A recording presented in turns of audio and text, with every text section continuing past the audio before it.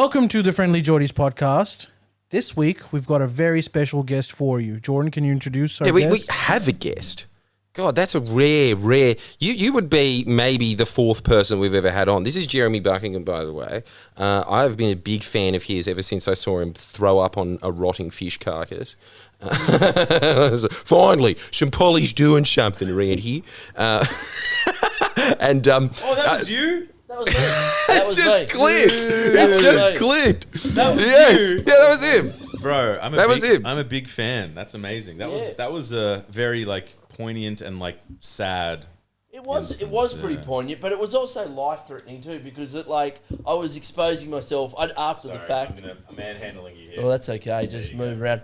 I was exposing myself after the fact. I discovered to thousands of diseases because I'd picked up this fish that had been in the western New South Wales water, sun, this contaminated river. Fish always smells off to me in coals in the refrigerator, let alone that. This was a gigantic fish. It weighed 15 kilos. It was boiling with maggots. Oh my god. No, it wasn't. Yeah, really? Yeah, they're all it was alive. It was 43 degrees. I'd stopped at the Wilkenia pub for a laksa and then that'd be latte. good. And so I was Already nice. I was a bit rumbly anyway, and then a rough ride in a truck out to the Darling River, and manhandling a boiling carcass. So that was probably the most important thing I've ever done in my life. I think so too. I think so too. This entire Eat that river system laksa. is dead,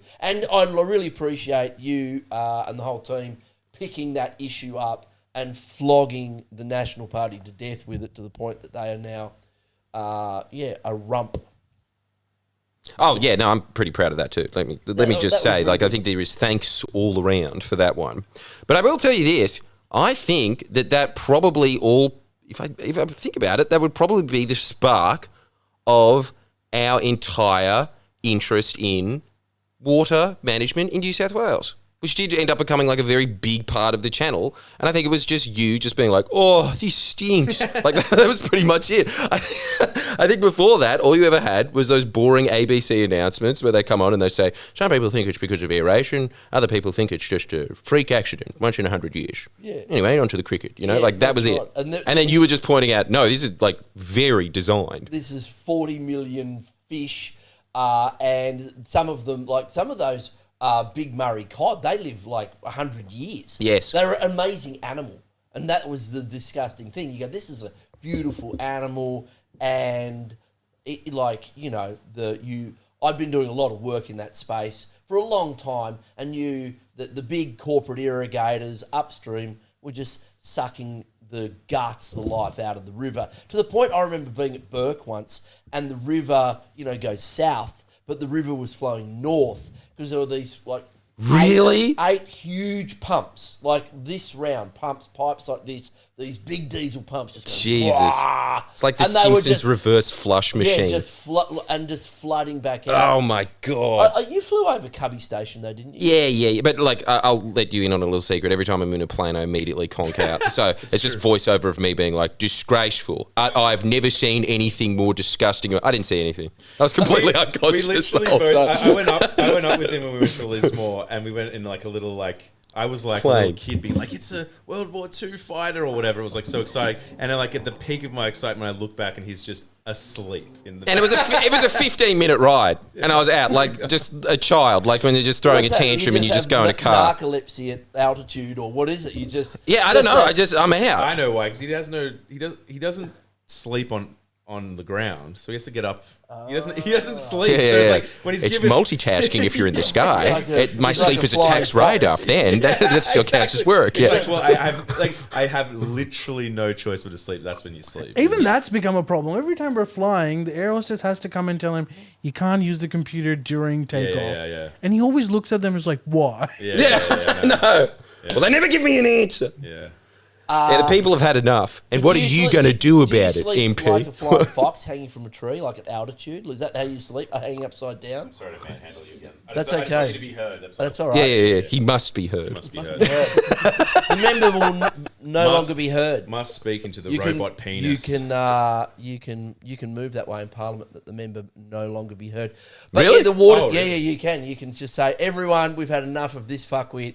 Who thinks we should shut him up? And you can vote, and everyone, yeah. Oh, wow. Yeah. They don't do it much anymore because people tend not to be pissed out of their mind and giving 6.5 hour speeches like they used to in the 80s. In the good old days. days. In the good old days. Actually, like the 1980s. But the Murray-Darling Basin thing, it was a massive deal that you guys picked that up.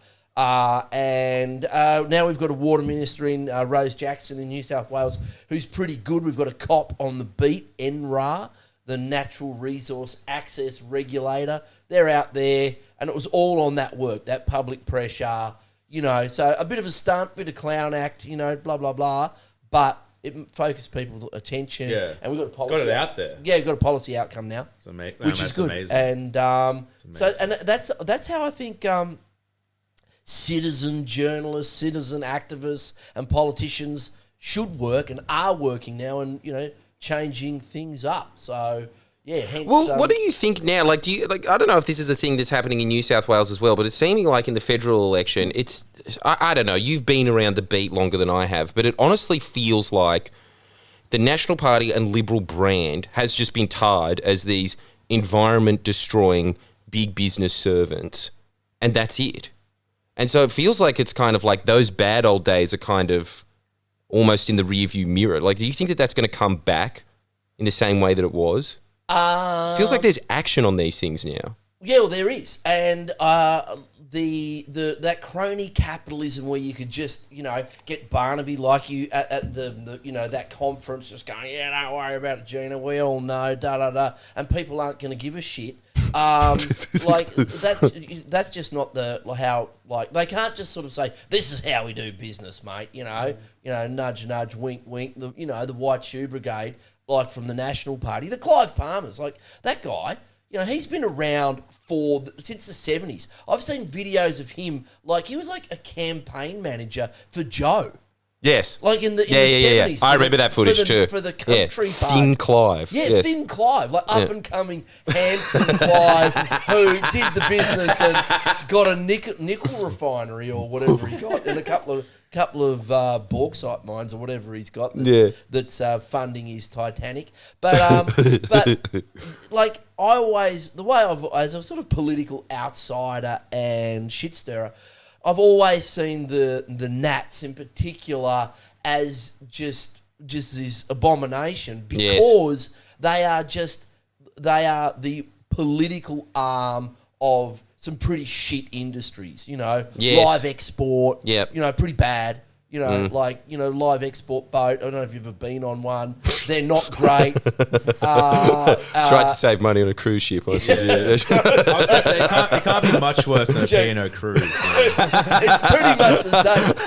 It's on par, okay. It's on par. It's pretty much the same shit. Slightly less water slides, just one. But pretty much, just rolling around in your own feces for fun. Yeah, but that's part of the P&O experience.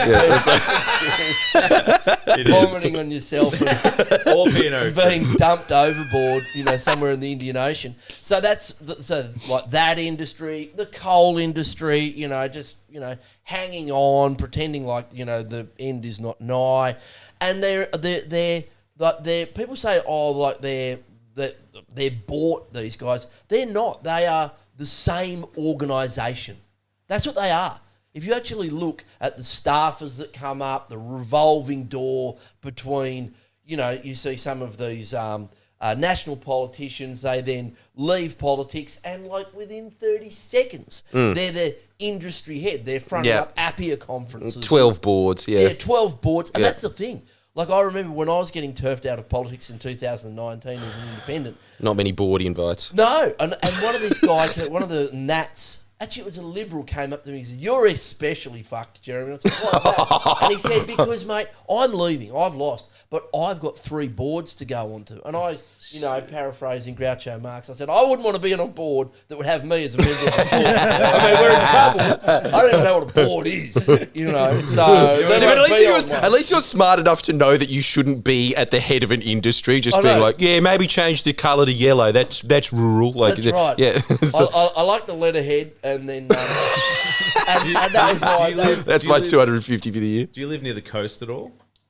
I live in I lived out west for a long time. Lived out in Western New South Wales for a long time. So lived out in Orange for 20 years. It wouldn't work. I was just going to say it would be a really good comeback if you're like, only board Iron Age right here, champ, with the surfboard. Oh, that would have been awesome. Yeah. What? Hightailed it out. Surfboard. Oh, yeah. Oh, in a dry suit. It's just your pants and his shirt's out and he just runs out of Parliament. That'd Spitballed be great. this a couple of years ago, starting there was Coast and Country. Yeah, Coast and Country. I still think it's a good idea. Don't tell Glenn Drury. It's a great brand, and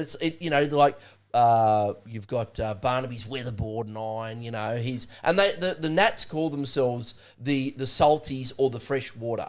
That's how they define Do that? it. Yeah. That's their wets and dries. That's their wets and dries. You're the salties and the or freshies. the fresh water, and that's actually their ideological division too. Because the fresh water ones are the ones that their idea is fresh water is the Darling River, the colour of a billiard table, full of 40 million dead fish, and corporate irrigators, floodplain harvesting, ripping the shit out of just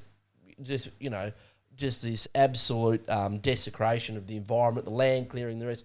But they certainly are not these disinterested separate entities. If you actually have a look at their organisational structure, from anywhere other than right up close, they look like exactly the same thing, and they are, and people know it now, and so that's why the Nats are in big trouble. You think they're in trouble? I think they're in trouble. I think long term, really big trouble. I mean, they've rebranded in Queensland. The Nats in WA are pretty much like the Greens. Like, they are really super left wing. They're like Tony Windsors. Imagine a whole party of Tony Windsors, sort of pretty good on the environment, don't mind farming a bit of wheat, know how to, neuter a sheep, that sort of stuff. That should be a requirement for all politicians. Pretty handy at de-balling a ram, that sort of stuff. But okay on immigration and that sort of stuff. And there's just fuck all of them elsewhere. Tasmania, a few in Victoria. But you saw recently in New South Wales a lot of tension between the Libs and the Nats over the seat of Port Macquarie in a by-election. Oh, And they hate each other. Yep. They hate each other. Like, the biggest thing... The Nats are in there now, is that right? The Nats... who won that seat? The Nats lost the seat. Oh, sorry. Yeah, the Nats lost it to the Lib. It was a Nat. The Nat defected to the Libs. The Lib resigned. The Nats tried to win it back. They cooked their candidate. Barnaby and Wes Fang and all the other pointy heads went up there and tried to win the seat back. But there's too many tree change people, too many bureaucrats living in Port Macquarie, too many retirees that, have got all their fingers and toes. And so they didn't vote for them, and the Libs took over. But they were at each other. Wes Fang... You need the fingers to push the vote button on the machine. Yeah, that's right. Yeah, but you only need one of those, miss. You city slickers wouldn't understand that. That's right. With your hands. To pick up the pencil, and they lost the seat, and that's something that's emerging. Like, it's a constant discussion in in politics. Like, the Labor goes like, how do we get rid of the Greens? And they're doing a pretty good job on that, and I'm here to help. And the Libs are just going, how do we fucking get rid of the Nats? Because they recognise that there's a lot of brand damage for them having these people out there. And like I'm glad they recognise that. They do. I'm glad they do. They really do. They really do. So, honestly, I really do think that the world would be a much better place if the Greens and Nats were just completely desecrated, just that didn't exist anymore. It would be great if there wasn't these little tumorous cancers that just are able to direct the entire will of half the population to their little niche interests. which is what they do. Well, it certainly drags. It polarizes politics, and like I think we really benefit in Australia by the fact that we've got compulsory voting, and so there's less of that tendency. Like elections in Australia usually a race to the centre. You look at America, it's usually, and other places where you don't have compulsory voting, it's a race to the periphery because you've got to go outrage. Yeah. This is all fucked. And that's what the Nats do. Well, they're wrecking the economy and they're destroying country towns. And, my Hilux is now costing me $180,000 and $400 a day to fill up. Oh, and the Greens are going, oh, well, fuck, we don't, rising sea levels and, all the hysteria they go on with, and it's an artifice. It's to drive, they're trying to drive votes to the periphery and make it harder for people to work in the sensible centre. How do you appeal to a country voter? Because they're living in that ecosystem. I think that's how you do it. You whinge about your Hilux costing more money on Sunrise. Parochialism, that always works. Because a lot of those industries that you're talking about, they're probably involved in them, like export of animals and in actual fact, no. Like most people, are in service industries. The same, group dynamics apply out in the country. People are nurses and doctors and teachers. They're public servants, or they work in the private sector. They're sole traders. They're an architect or they're a lawyer or whatever. There's like the agricultural industry is not this big hegemonous. Like singular sort of entity. It's super diverse. A lot of the agriculture is corporate now. There's not actually someone there. There's a farm manager, no doubt, that sort of thing. But it's owned by, the Seventh-day Adventists, like a church or a Canadian hedge fund or something like that. So it's like, yeah, sure, there's certain areas where, like the Hunter Valley, the Upper Hunter, there's no doubt about it. Coal is king in, an area, 100 kilometres by 100 kilometres. But, yeah, it's not as sort of rudimentary as people would think. And how do you appeal to those people? Well, I think you're seeing country independence getting up. Like this federal election, you saw... we've seen Helen Haynes hold the federal seat of Indi, where they've got independents in Calare. You've got Dan Tehan under pressure in Western Victoria in a seat of Wannon. And that's because, sure, there might be a big, heavy industry in there somewhere, but most people are dealing with the same shit. They're wage earners. They're dealing with, the cost of living, but they want services, even if they are a farmer. The wife's a school teacher or the husband's a school teacher, that sort of thing. So, do you think this is increasing where more people are employed in the service sector in these areas than they were at one point? Oh, yeah, certainly, 100%. And that's why you think... It'd have to, yeah. Like over the last 70 years, you've just, as the sheep numbers have gone from 250 million, the numbers of farmers, and just the population. The populations are moving to urban centres. Like in the western half of New South Wales, apart from Broken Hill, there's like 10,000 people. Wow. There's nothing out there. There's like dingoes and brown snakes and rocks, a dead carp. That's it. And the once mighty bar. You just reminded me this was going to be a gift to Jordan. My mum lives in Port. This was in a mailbox. Kaz Heiss. Independent. And handed on. I don't know anything about it. I just think it cracks. Well, she's got no chance. No. I will bet both testicles she wins. Are you serious? Yeah. She came within 1,500 votes last time. Ran a huge campaign, really grassroots. So it's Coffs Harbour down to Port Macquarie. Doesn't take in Warhope, which is where the timber workers are. Maybe it does. Anyway, you know what her slogan was? Not to interrupt. Sorry, Kira. It was like, "I'm independent. That means I'm working for you." It's like so direct. It's like, well, thanks for spilling it out. But sorry, continue. Well, that she got some cut through on it, and she's well liked. And this time round, she has unleashed the beast. Certainly the. You really think she could win it? I like if she doesn't win it, I'll walk backwards to Burke. Oh my god, that's Wow. huge. Damn. That's a big call. Yeah, and you heard it here. yeah, you we will heard hold it. you to this. Yeah, like, and I will be campaigning and that for is- her and- opponent and because I want to see that. heartland. Like, that is the Nats have to hold the coast. Because Why? Because the rural centres, the electorates are getting bigger and bigger and bigger, and then disappearing because there's no people out there, and the people that are there, as I was saying, are moving into urban centres. Like there's universities out there now. You know, Charles Sturt, Sydney Uni. They're putting faculties and campuses, yeah. and that wrecks society when you've got a university and people are learning with words and all the rest. With And now they're words. not voting for the local pointy head, but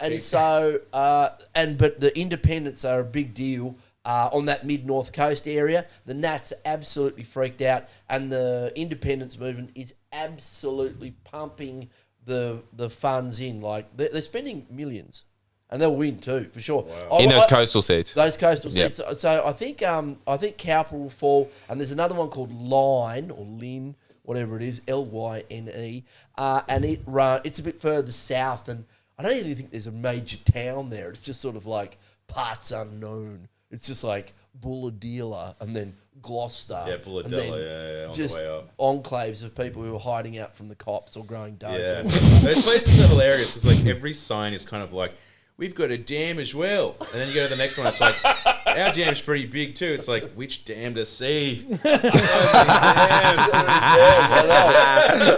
And they've got, but they all This is have. what Miss loves troubles rural me. adventures. This is what troubles me in the drive to port. I'm like, damn, you know.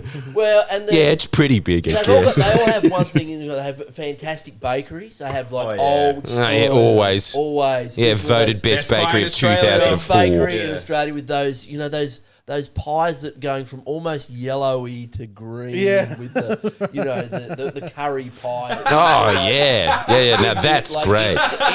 An instant ulcer. Yeah. Just repeats on you for 3 Yeah. weeks. But I think When there's you a- order it, just like, you sure you don't want to move chocolate milk with this pie? You're on warning, Okay, you're the mate. first person to do that. You are on warning, yeah. Mate, you can run a country on chocolate milk.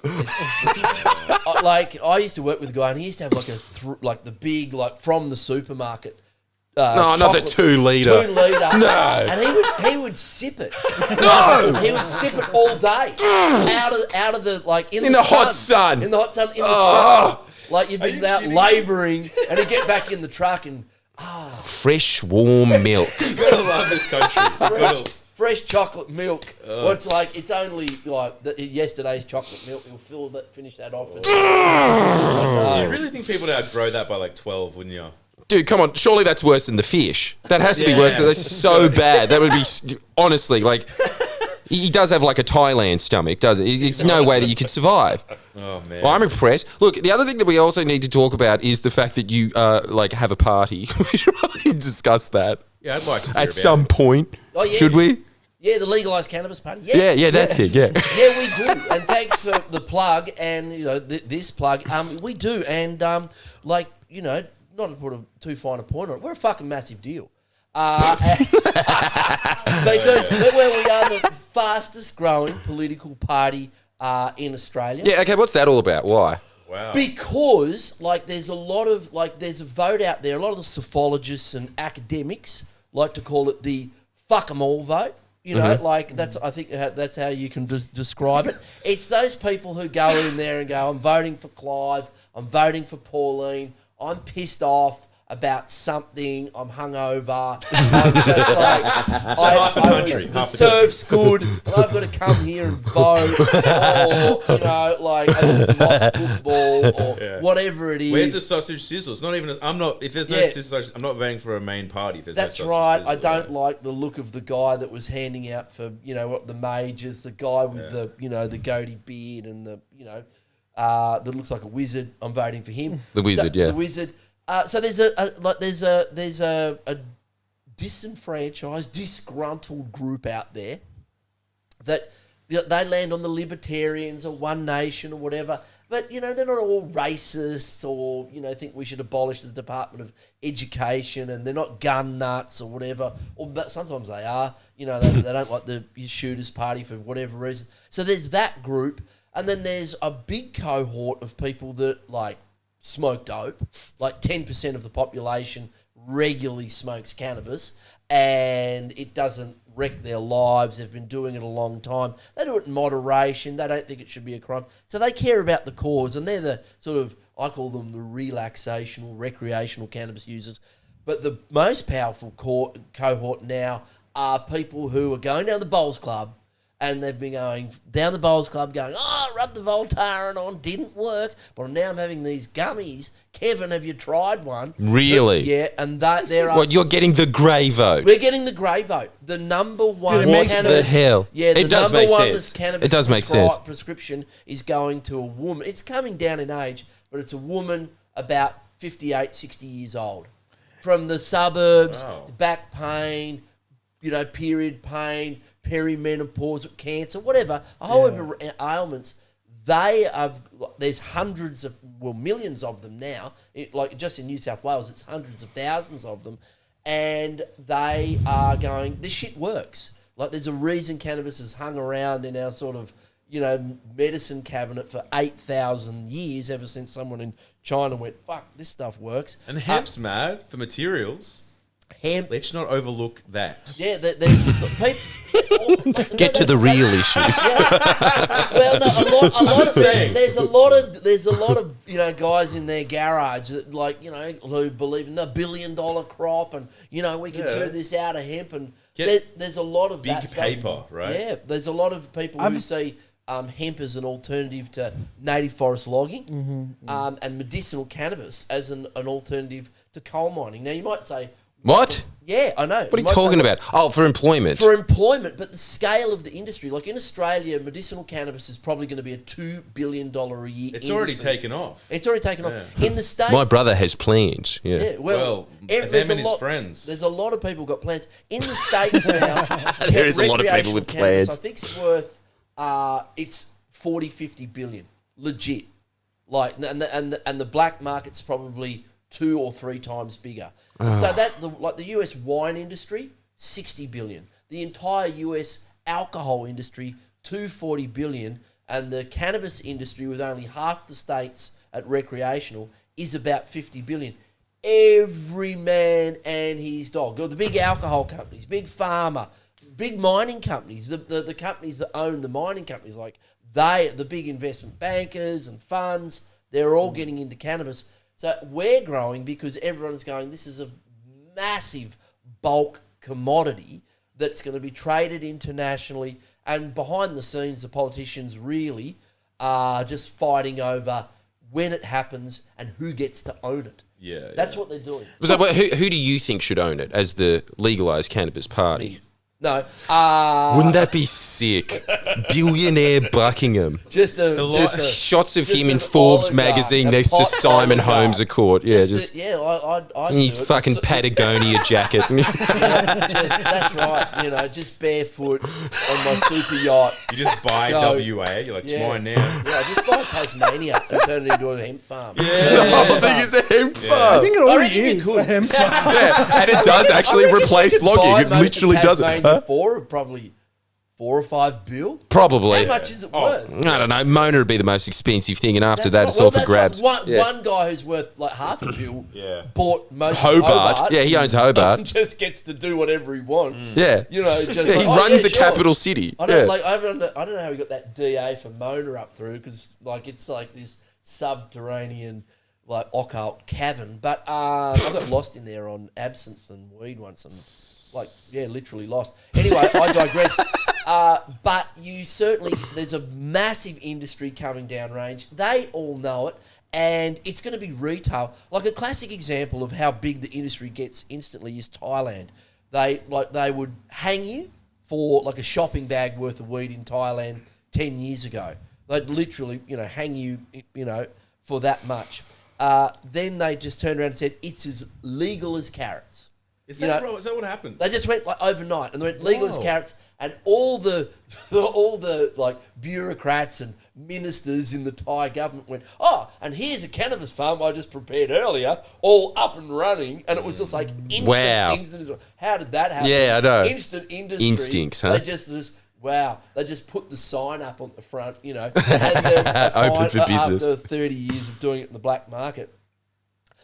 Conservatives come along, and it's really interesting, a deep dive into Thai politics. It's just so fantastic. How just visceral and upfront and how it moves. They come along and say, we're going to get rid of pot.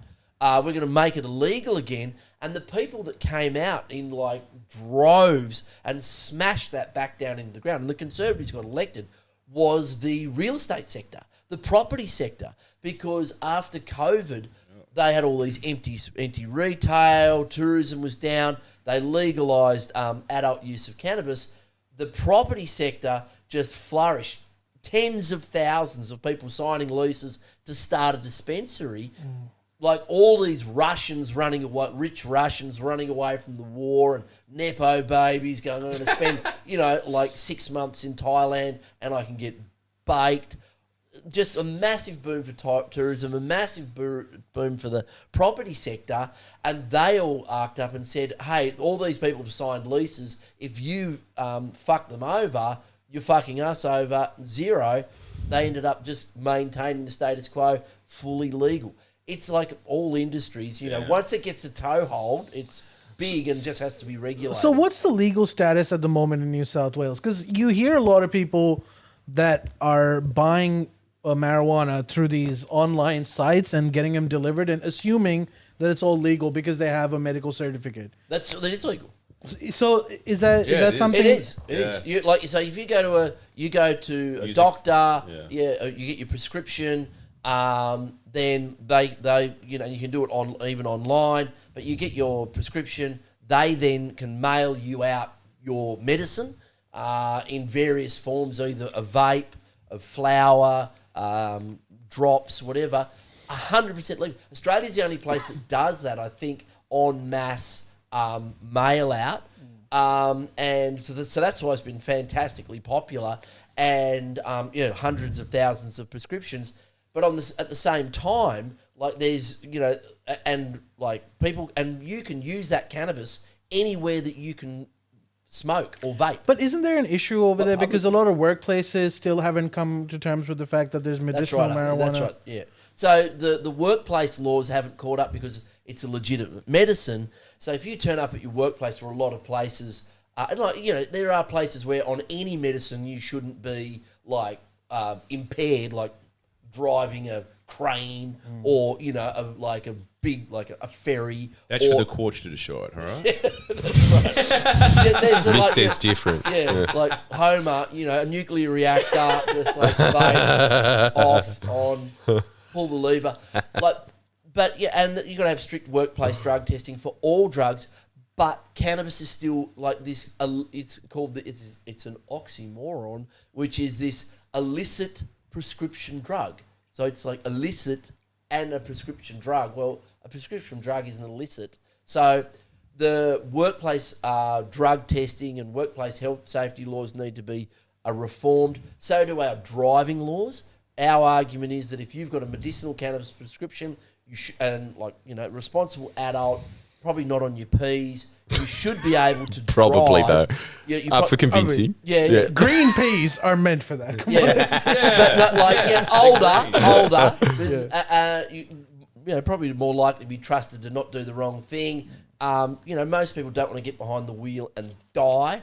And so those people, if they're not impaired, should be able to drive like they are with all other medicines, Ali. That's the thing. You can take all other medicines, and as long as you're not impaired and you get work on the basis of your advice from your doctor, they say to you, look, you're just starting out on this medication, don't drive for 2 weeks, no matter what. And then they say, if you have it in the evening, you can drive in the morning. But if you have it in the daytime, you can't drive for 4-6 hours, that sort of thing, which is what we do with all kinds of opiates and SSRIs and benzos. And also, no one's having accidents smoking weed anyway. They're all going 20 But you can't make that argument, dude. Like you can't make I that don't argument. see why not. People can't Bring be me into Parliament. Well, in I'll actual sort fact, them out. if you have 8 Woodstock and Colas and smoke some meth, you're going to drive at 180 kilometres an hour. It's a different, with Guns N' Roses blaring, head out the window, bang into oncoming traffic disaster.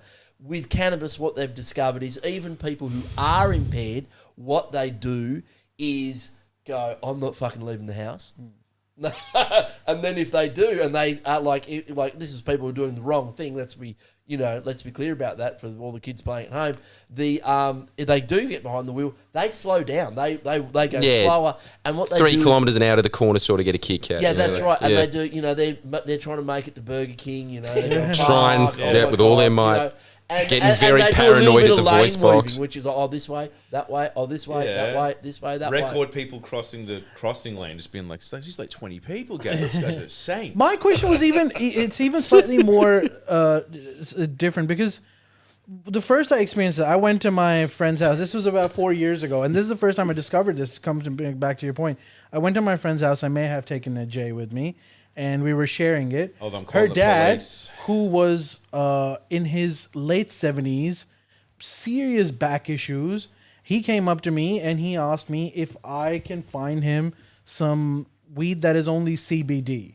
Yeah. Right, so no THC. Mm-hmm. Yep. Now THC is a psychoactive thing that hits your head. Yep. Whereas CBD is more of a body thing. It's more It's for an his pain. anti-inflammatory. Yeah, that's what it is. So now that guy who's not buzzing, so like it makes sense for like the teenager who's like buzzing and driving to Burger King. Yeah. That guy's not buzzing. He has horrible back pain, and he needs to have that. And should he be able to drive or Well, not? you can, because if you've got 100% CBD, you're not going to come up on the roadside drug test. But the thing is, even some of the medications, because CBD and THC are just different cannabinoid compounds, and so THC is psychoactive, CBD isn't, but there's a little bit of CBD in the THC and there's a little bit of THC in the CBD, and they have what's called the entourage effect on your brain. They work together, and some of the medications have a blend of both and the rest, and it's pretty complex for people. Our attitude is, look, with these cannabis medications, people need to get advice about what's safe, according to their health from their doctor, and if they're not impaired, they should be able to drive. And the cops should still be able to say, hey, this guy's eyes are like smashed jaffers, there's smoke in the car, he's like reversing up the road the wrong way, he's impaired. And you're in trouble. But to your point, like in terms of cannabis laws generally, apart from medicinal cannabis, it's still super illegal. It's still so if you don't have the prescription, you can't afford to get the prescription or get online and do it and maintain or ask it. your daughter's friend for some Yeah, side. that's right. This man, he would have been a criminal. He's in his 80s. Poor man has never done anything. You do hear about that all the time. Criminal It's 80-years-olds. jail. Yeah. It's years jail. It's still Jesus. for any amount. Surely no one arrests these 80-year-olds. No one gets arrested. No one gets charged. No one gets arrested and goes to jail. But tens of thousands of people are still being arrested and charged and getting a criminal conviction for just a 20 of... That's crazy. Waste of cop time, hey. It's a real waste of cop time. It is. It's crazy. It really is, yeah. It is billions. And then, then there's the policing of it, which is another thing. So they send, the strike force up the north coast to hassle all the hippies. Because the hippies just go out every year. Well, I'm glad about that. But and just do the same thing every year.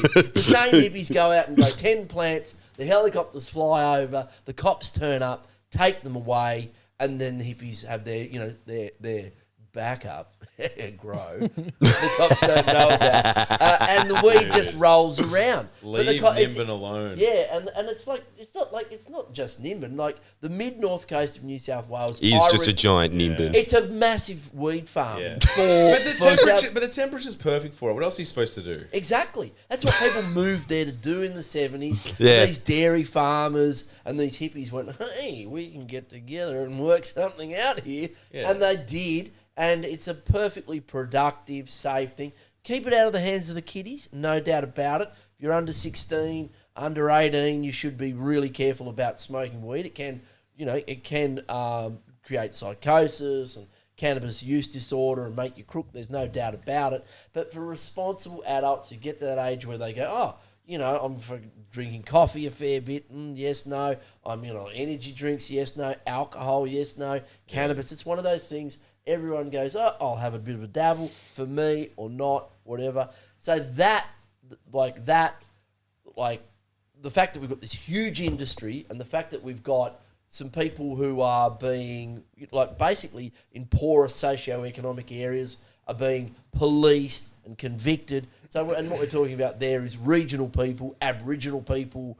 You know, it's one of the leading causes of Aboriginal women coming into contact. If it's not the leading cause, I might be making that up, but it's certainly in the top 5 reasons young Aboriginal women end up in court for get a criminal conviction. They're in the criminal justice system, and then their car is on the police file, so that they get searched again, and then they get caught with an ounce, and then they tell the policeman to fuck off, and then they just say, you know, like, oh, you're not arresting me, assault police.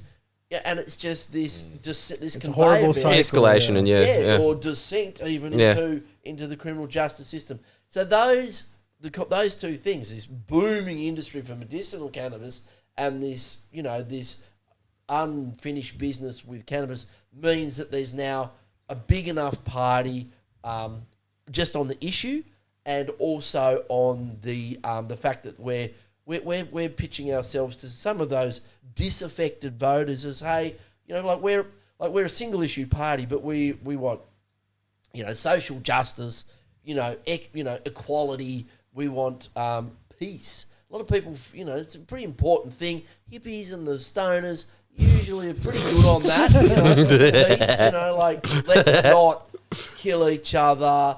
Let's tone down the, you know, the vitriol and like no nuclear war. Remember that? That's like a thing that. Remember that. Yeah, like remember that. And not many Steve Bannons in the hippie community. No. Yeah, and a bit of a libertarian thing, which is just like, I don't need you telling me, you know, like how to, you know, live my life. So all of those things together mashed up and.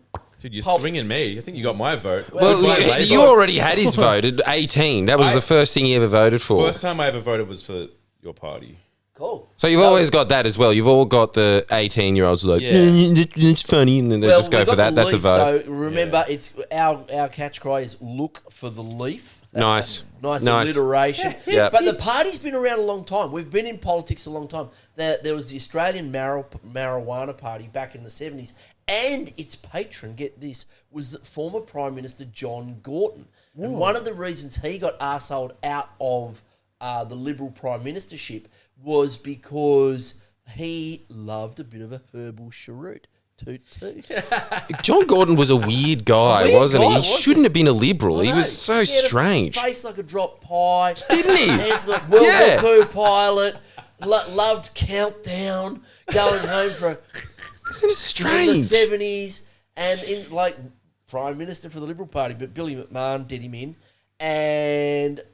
But there was a political party back then, the Australian Marijuana Party. And I'll just say at this point, we don't call it marijuana anymore because it's got, you know, isn't it a racial slur or something? Yeah. It was made up in the Is that right? Yeah, it was made up in the 20s by the Yanks, by Randolph Hearst and this guy called Harry Anslinger from the FBI. They're going, look, this hemp stuff, you know, like we need something to pick on the blacks and the gays and the communists and the fucking Democrats and the trade unionists. I know, drugs. So what do? Let's make a drug that they all use illegal and lock them up for that. And so what do we call the hemp that's been around for 8,000 years? I know, we'll call it a Mexican name. Marijuana. Oh my God. Really? It was like a PR campaign. I Americana. never knew that. Marijuana. And that even it's only in a little bit of like Chihuahua or somewhere they call it marijuana. Even Mexicans are going, what's this marijuana shit? That is incredible. We don't have that. And apparently it's some Central African name, which made it even more like, taboo. Oh my God. For the neocons, you know, it's like, you know, it's the blacks and the Mexicans drugs. And they ran the campaign that, you know, if you smoke this, then you're going to be, you know, you're going to go to like an Taco orgy. Bell. An orgy. And I got to say, like, the orgy. last thing No, I God, do, anything but that. on my list of to-do That's an advertisement, if anything. when I'm stoned is, like, the list of do at the very bottom is orgy. I'm just like... Yeah, nah. Yeah. I don't have the energy for that. Yeah. You wish, buddy. You're going away from orgies if you're my smoking that. anxiety. I'm just like, nah, not for That's me. fascinating So to me, though. That is they fascinating. literally think like marijuana orgies and they ran a few stories. No, it's the whole like reefer madness days. Some Okay. Mexican labourer had killed 3 white girls with a hatchet. Yeah. Well, just total It's bullshit. the Simpsons thing where it's just like she's got a hankering for a Californian cheeseburger. She's Yeah. eating her baby. Yes. It's like eating her California cheese. That's actually now that you you've seen mentioned that? you've Have you seen filled in that? the blanks for this. I get why the California cheeseburger thing is so good now. Yeah, it's that's basically just great. joking. The Simpsons. It's just like these dolls, just being like the Chief Wiggum's like Trying to advertising- scare the kids, trying to you scare us know. about weed, and she's like she's got a hankering for a California, and she's eating her baby between 2 pieces of bread. That's it, and that's what they did. And everyone went, oh, marijuana, ban it. So they rushed out and banned it, and they had to go and pull it off the shelves from all the chemists. So it was legal before. It was just it was everywhere. It was I a didn't huge know. industry. Jesus. And Australia did the same thing because Australia's always been pretty wowzery. If you look at our constitution, there's section 119, I digress a bit here, which is called intoxicating liquids. It's actually a section which is about controlling opium, which is a Damn. way of controlling opium to crack down on Chinese immigration, which was what they were like really worried about in 1890. A lot of the xenophobes then. So it's always been a political things tool have to crack changed. down on races. Sorry, so it just hasn't changed and much. so that's what they did. They branded it marijuana. They ran this huge PR campaign and then went bananas, just pumping money into a federal bureaucracy. It's how the FBI said, well, now we've got something. This is how we can crack down on insurgents and revolutionaries and the rest. We can build our organisation up. So we basically become the enforcers of this new prohibition. And because the alcohol one didn't work. So that's what they did. And then they used it again and again and again to crack down on the hippies and the university students and all the rest. And in Australia, it's been used again and again and again to target minorities, like the gay community, black community, anyone who's political leanings were probably a bit left of centre, smash them up. But usually on the basis of class too. So, it was usually you had to be poor as well. Rich white university students can go to, have a few tokes on a joint. They're not going to get arrested, but, don't be black or poor or live in Dubbo. So that's, or all of those things. So that's how it ran. And so that issue's been running since the 70s for 50 years. There was the Australian Marijuana Party back then. It then turned into, there was a few different drug law reform parties came and went. The administration has never been our strong point. Like doing the paperwork Surprising. other than the paperwork was always a bit tricky. Those a few parties came and went. But more recently what's happened is some of the people, I suppose, that were behind campaigns around voluntary assisted dying, reforming, sex work, resisting censorship of the internet. Actually, that's what I wanted to ask you about, because a lot of people think that the Cannabis Party is a one-point agenda party that is just about legalization of cannabis. But you're saying that there's obviously a lot more things that the Cannabis Party cares about, right? Yeah, we do. We care about, we want to like there's no marijuana, there's no. Sorry, I shouldn't say marijuana. Cannabis. It's cannabis. We can't fall into the PR of it. Yeah, stop hating on cannabis. Mexicans. Yeah, you get programmed. You go, oh my God. On that, just quick, I'll let you go on. But my mum always addresses it that way. She's like, "It's marijuana," and I'm like, "Oh my God, I just see it now. It's just this is PR thing." Anyway, it is a PR thing. So I've been re-educated. I've been deprogrammed nearly in regards to that. But yeah, we're like Freedom Party. Like we there's an element of like not a liberty, but liberty.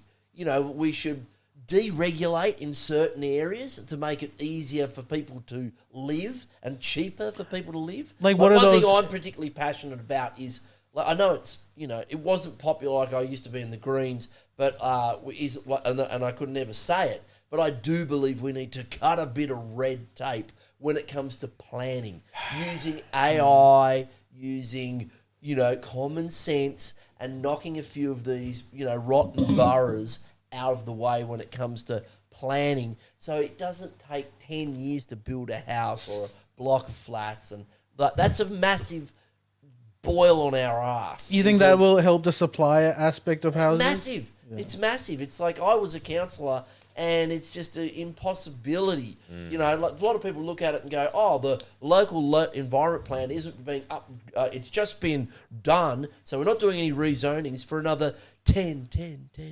years. Whoa! So you just go, I missed the boat. Then we're not doing any rezonings for 10 years.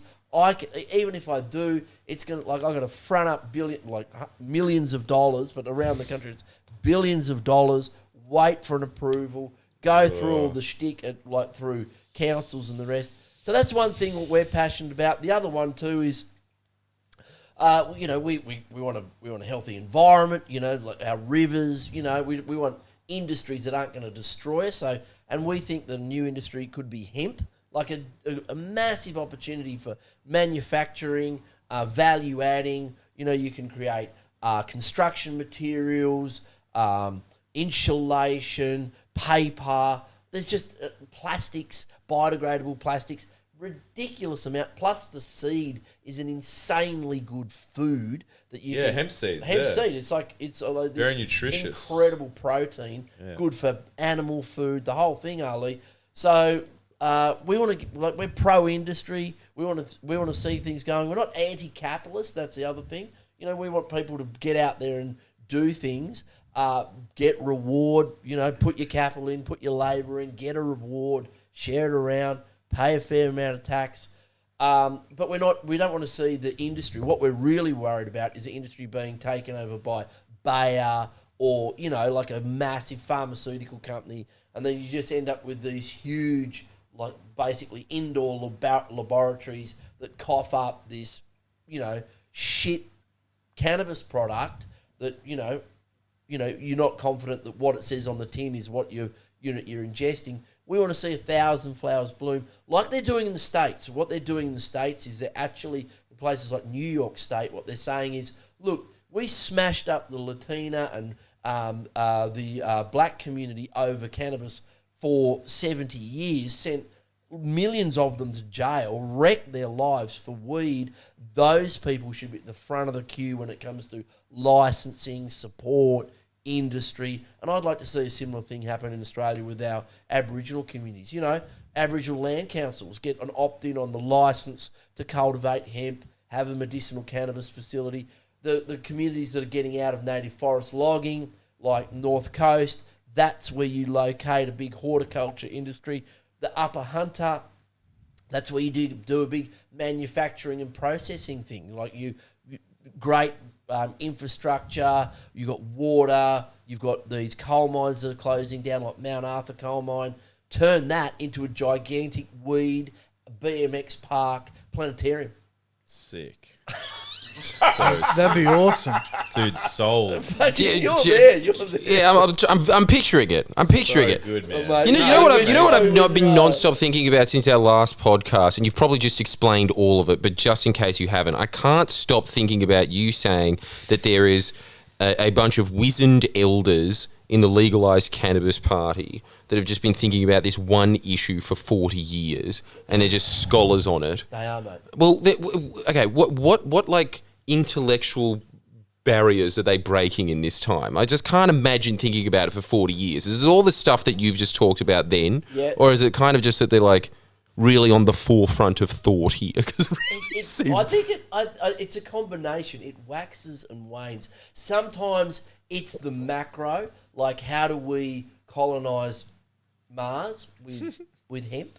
And then it's the micro, which is like, if we legalise it, how many plants can I grow? And it's not becoming a commercial thing.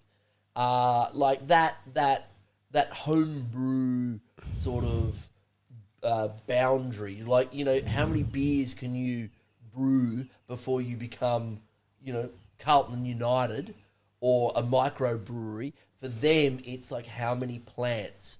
And then it gets down to, well, what if they're big plants? What if they're small plants? What if you're turning those plants over all the time? What if you're storing it? You know, it is a wormhole.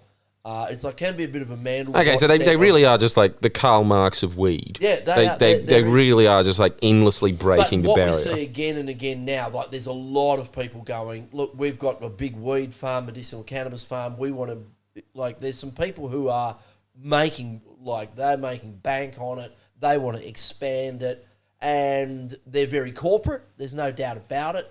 And so there's a bit of tension between the sort of home grow crowd and the corporate. We want to get the home grow thing done first. We want to say, look, people should be able to grow a couple of plants at home that they like if they're for adult recreational use. Keep it out of the hands of kids.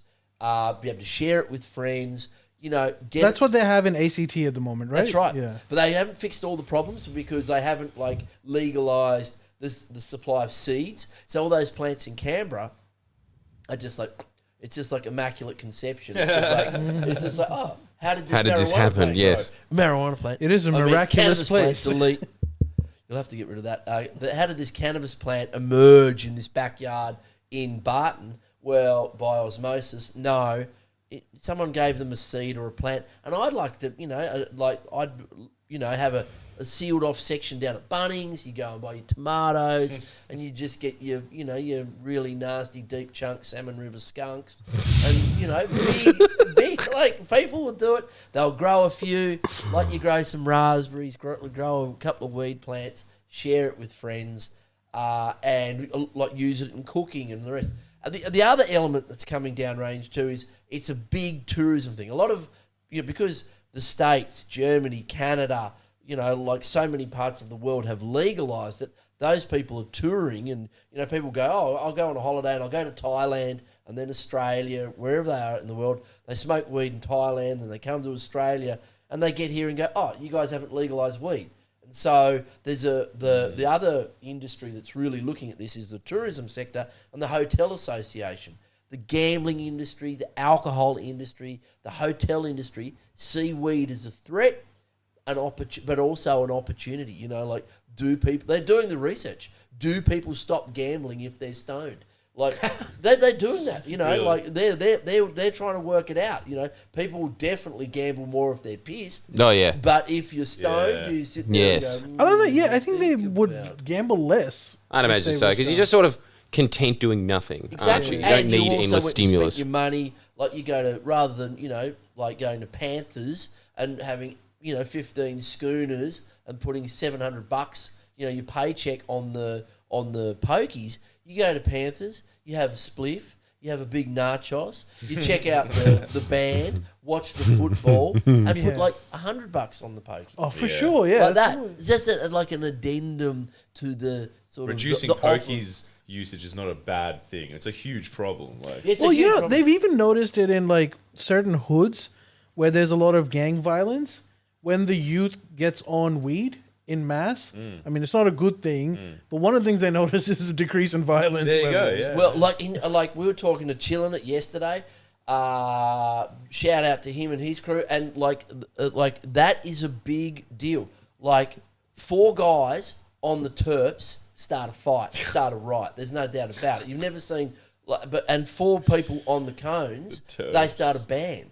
They start a rap group, or they just start up Call of Duty. They're like how many times have you been in a Macca's car park and seen people punching on because they're really stoned? But 40% of the presentations at our EDs, alcohol, 90% of really serious person-on-person violence, alcohol. Yet we regulate that.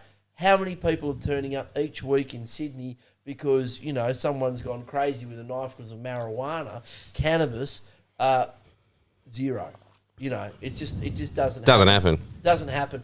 So the tourism sector is looking at it. The hotels are looking at it going, do we need to have a smoker's garden, an area with, where you chill out, there's videos playing or, music, food. Because the key thing with cannabis is I was speaking to a professor of cannabinoid research called Ian McGregor, who works here at Sydney Uni. He's a Scottish guy, and he says that cannabis increases your hedonic tone, he calls it, your hedonic tone. And what it does in your brain, if you've got a brain that's suited to cannabis, it just makes your brain think that everything's just a little bit better. That food, Damn. That food's a little bit better. Yes. That sex was a little bit better. Yeah, I can describe from personal experience. It's just everything's a little bit better. Yep. And that's one of the roles it plays. It just ups the enjoyment level a little bit. And the types of cannabis we're seeing in the market, the mix between CBD, THC, the sophistication between these different strains. There's an indica strain, which is more of has a more effect of your body. There's a sativa strain, which is much more sort of uplifting. It's almost a stimulant. And a lot of people are realising that there's cannabis on the market, especially the sativa CBD blends, that are very uplifting, almost like caffeine levels. That's the one I have. I have one, and I'm just, I'm on it now. I'm just gibbering like a madman. It's not like I'm going, with a coffee. Like I'm just a mad gibberer on it. And it all depends on your brain chemistry. Okay. Horses for course. It affects different people differently. For some, it's fuel. Like, it's sort of fuel that, How does it affect you? Fuel. No. No? It doesn't do other anything way. to him. The He's other just way. the same man. No, Always. but what I'm saying is, like, for some, if they have it, they can't do anything else. No, And for those people, it's probably not the best thing to do. no, that's right. But for, like, most people who can function perfectly well, it acts as, like, it just makes things a little bit better. And the offerings are being sophisticated. People say, like, what, so when you sit down with, a pharmacist or a doctor or, do your research like they do in the States, they'll say, right, here's, like, what sort of person are you, and these are what we can expect to happen to you if you, eat this cookie, have this vape, all the rest. So it's incredibly sophisticated. It's turning up in mass consumables now. So CBD and THC is turning up in food, like at really low levels. So people are having it like guarana or like caffeine. It's just in energy drinks, in food drinks, and all the rest. And when it's in there, it's going to it is. It's already a gigantic industry. So getting back to your point, like this thing's a behemoth. It's coming. People say, oh, the Legalise Cannabis Party, once you get it legalised and you can grow a few plants and all of that, what will happen to you? And we say, well, we'll be here to help manage, what will be a gigantic billion-dollar industry that I think in Australia will probably employ, 40 to 50,000 people. Yeah, Okay, you're just well, making give me trips your better. predictions for the next election then. What do you think? Well, I thought I knew you'd ask this question, and I thought I'd take, like the temperature, the pulse of the electorate. I asked a mate of mine, and he said, Kevin Bloody Wilson's just put out a new song. This is out on the fringes, so this is in forklift driver territory. Yes. And he said Kevin Bloody Wilson's just put out a new song, and it's like bagging Donald Trump. It's like, I think I haven't listened to the song, but I think the song is like, what's Donald doing today? And it's like pissed off, like out there that everyone's got to check in on this fucking, like, basically Will Ferrell running the fucking, American fucking ship of state.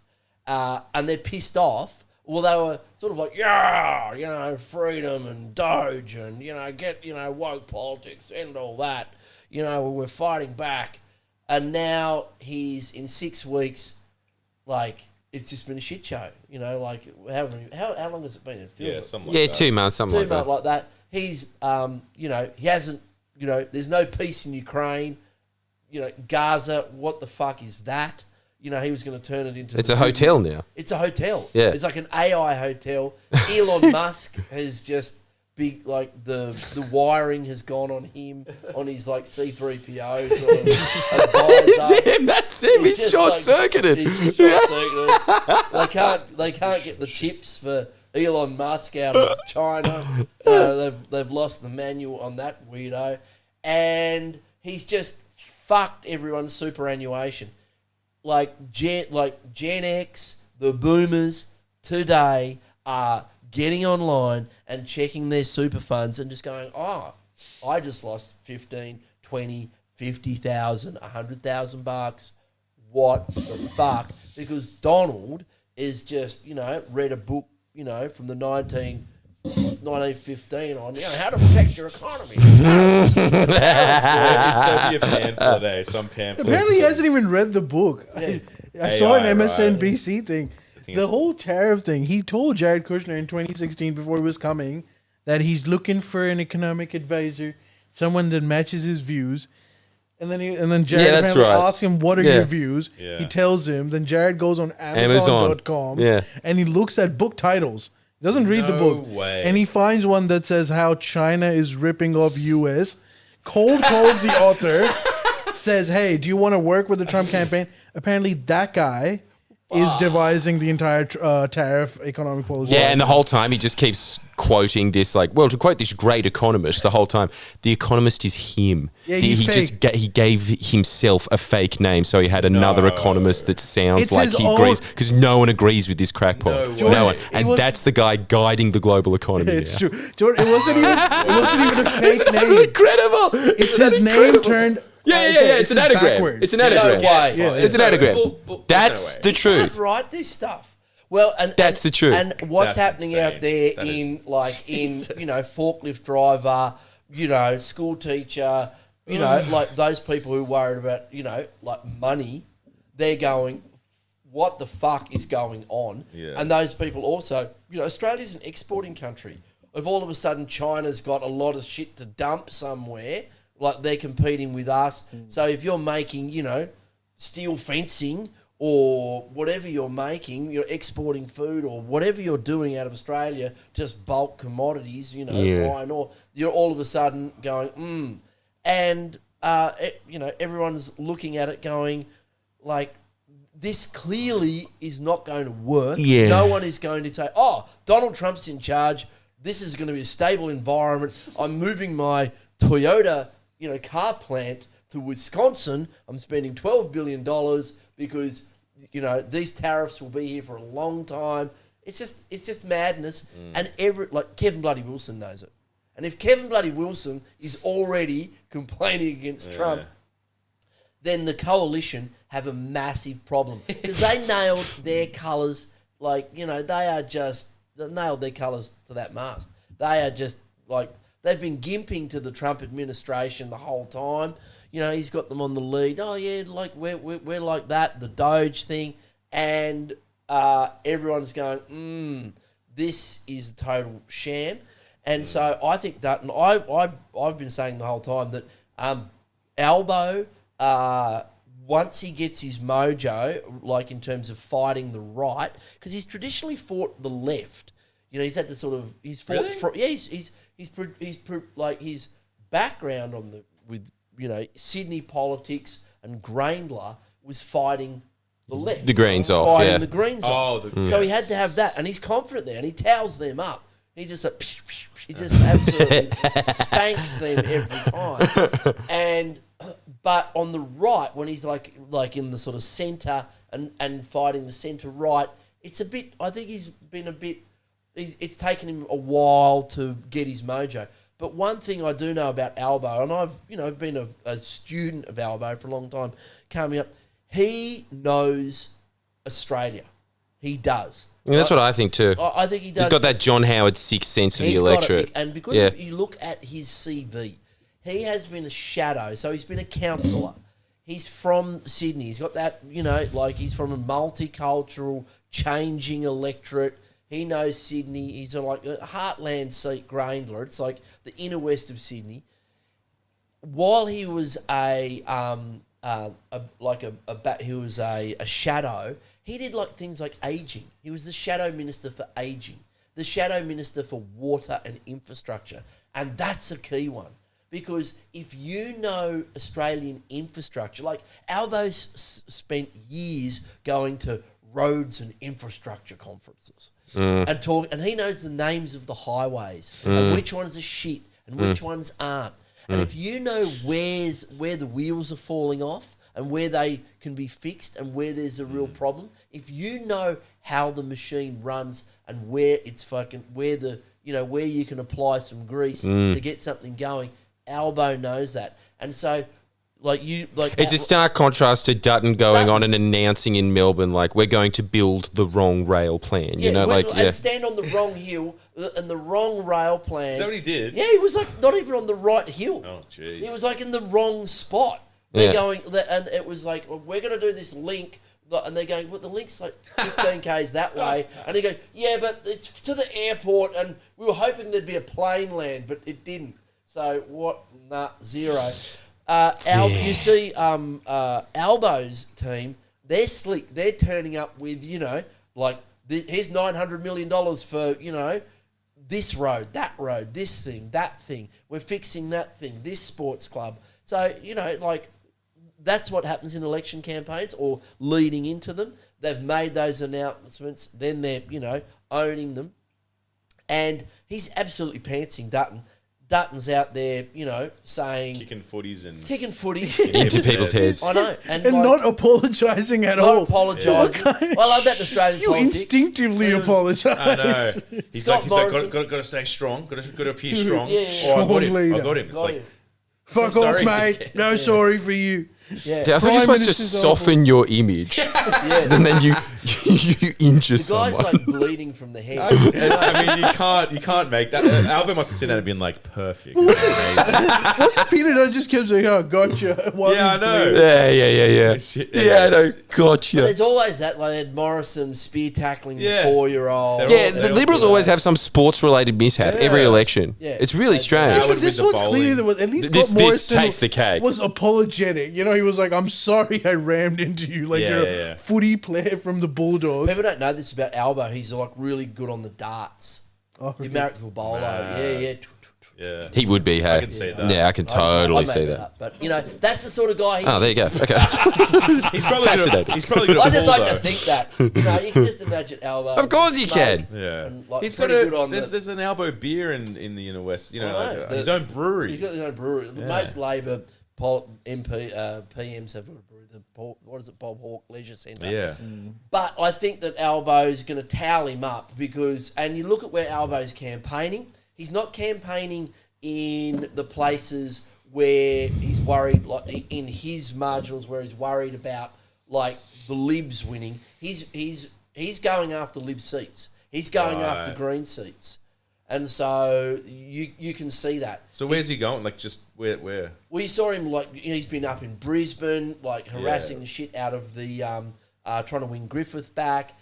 He's been out in seats where the Libs are hanging on, and that sends a really strong message. Yeah. Dutton goes to Tasmania. There's one. I think there's two. There's a seat down there they're defending, and the one they're trying to win off Labor. Right. But He's more defensive, whereas Albo's going more attack. yeah. And then what does Dutton do? He makes it about the working from home, the what the fuck thing. He backflips on that, and you see even I just couldn't believe the Sydney Morning Herald earlier this week. It said Labor slumps in polls, and what it was that based on their federal election result, Labor was still below that from their federal election result last time round in Victoria and New South Wales. So Labor slumps in polls in key battleground seats, but in actual fact, the polls are showing Labor really on the uptick. So it's not a slump. It's not on the way down. It's on the way up. So even though it's below the vote they got in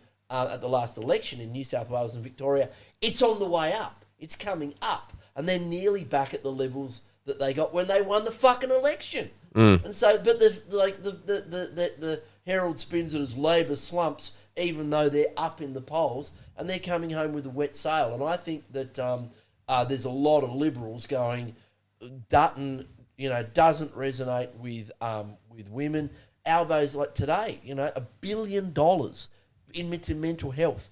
That is going to really resonate with people because a lot of people go, look, getting your head read is expensive. Everyone needs to do it. Your kids, like there's an epidemic of a mental health crisis, and Albo comes along with just a tsunami of cash and goes, plop, think about that. People do. And he's like the Medicare thing, this is the green and gold I care about. That Medicare, the health, his knowledge of the infrastructure, their ground campaign. Like the odds are, you look at Sportsbet, the odds are, it was $1.95 each. I don't know what, I think it was $2.10 for the Libs and $1.75 for Albo recently, and you could get $14 on a Labor majority. Not that I'm gambling, but you get $14 on a Labor majority. Like, that's good coin. I know someone out there got on that, and either in Albo's coming home with a wet sail and he's going to spank you. Because I noticed on your part, and Dutton made it, the Kirribilli thing, I listened to your podcast about it. My idea is that for 1 month a year, the Prime Minister has to go and live in the worst part of Australia. One of the worst. Do they get a baller mansion, or they have to live in housing commission? No, they have to live with an Australian family. That's a great idea. They have to be on the like fold-out wife lounge. swap. Yeah. Like that. They have to, and we mic and film the house. They're just living with a family out at Moree, dealing with that. How funny would it be to see the Prime Minister being like, "Can I have some more bacon?" Like, we're out. It's like, oh, come on. Yeah, that'd be great, wouldn't it? Oh, well, we don't have a shop. We've got a I hate watching 60 Minutes. Not the ABC again. We got to listen to the wireless, and they're like, "Oh, how far's the shop?" "Oh no, we got a servo." That'd be great. You get your food. If you want some takeout, we go down the servo. That's amazing. And or throw a dart at the map, and the nearest town. And I think that you'd see some infrastructure improvements and some good. You'll also see a lot of politicians dropping out of the Prime Minister's race. For sure. Malcolm Turnbull. Malcolm's not doing that. Him? He'd be like, "No, I don't need to be a politician." Not at all. Yeah. No way. Yeah, so I think they should go and live amongst the people. The great unwashed mass. Well, I tell you what, it's great publicity for them too, because that you just turn that into a reality show. You put that on ABC, that's just going to be up there with like Love on the Spectrum or whatever. Yeah. It'll be like one of those massive must-watch things. If they actually followed your advice, it would be a great campaigning I'm tool. sure they will. They're listening. I'm sure they will. That's a and in great terms of, so I think that's. But I was more asking about your prospects. I'm very glad to hear your analysis of it, basically because it makes me feel good. But what do you think is going to happen to your party in this election? Well, we've really focused on the Senate because we can't win a lower house seat. We never will. But we're running in a lot of lower house seats. So for a little party, we've elected people in Western Australia, Victoria, and New South Wales over the last 3 years at state elections. This is the second election we're really contesting, with money and an organisation behind us. We had, last time we only ran in one lower house seat and the Senate everywhere. This time around we're running the Senate everywhere except the ACT, because it's just a death match down there between Pocock and the Lib and Labor. And is that a death match down there? Yeah, the Labor's a bit worried about the ACT, I think, and well, they'll lose it to the Libs. Yeah, and because Pocock's vote's up, and the maths is a bit tricky for Labor, and so we're sitting that one out. We think we're a chance in Victoria. It's a more progressive state. There's more at the end of the psephologists at the end of the count. There's more on the progressive side to sort of flow through to us. Plus, Victorians tend to be one of the first states to jump on progressive law reform. As I say, more progressive. So we're focusing down there. We've got a great Senate candidate down there, Fiona Patton, who used to be in the Sex Party and then the Reason Party, and did a lot of good stuff in terms of voluntary assisted dying, campaigning for legalising cannabis, fighting back against the Catholic Church's attempts to, restrict porn, to ban porn from the internet. That's something they tried to do in the early 2000s. Successful advocate there. So she's running down in Victoria. We've got good candidates around the state, around the states, outside chances in other places like Queensland, WA, New South Wales, maybe. But we're running in 35 at this stage, lower house seats. Like it's going up by the day. We're getting some good support, like financially. So we're going to have, ads and things like for the first time, radio ads and that sort of stuff.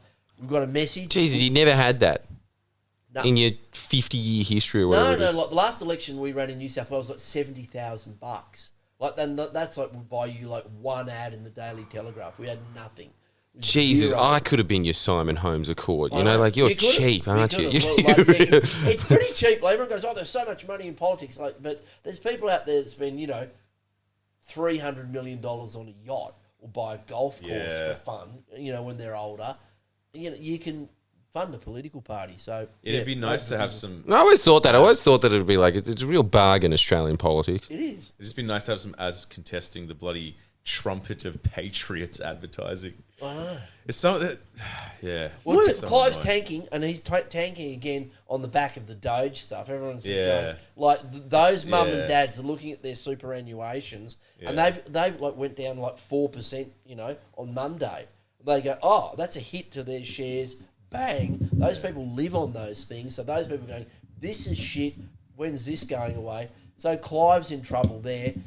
Sucked in. Yeah, no, he's screwed. Like, sideways. why does he bother? Why does he? Yeah, I don't get know. it. I don't know Like, why he let's not bothers. pretend that even without Doge, that man was not going to win a Yeah, seat. I don't get it. What's the motivation there? Because he doesn't get the funding too. Because he doesn't get over the 4% where you get your money back. Oh, okay, So yeah. in the Senate, like He loses a lot of he money. loses a lot of money.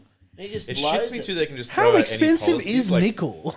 Like, how is he I think a it's pretty billionaire? expensive. It was a big deal. Like nickel is like it's in shit. I don't. We use it for stuff, and it was a real boom in the late 60s and 70s when Clive got in. And there's not a lot of it. You need a smelter or whatever. He's got one. That pays people. That Mount Isa, living near it gives you brain damage. But that's Clive. He's screwed. We're not. We think we can. We're going to run in 35 seats, and I can drop this here. We're going to be very influential in a few seats.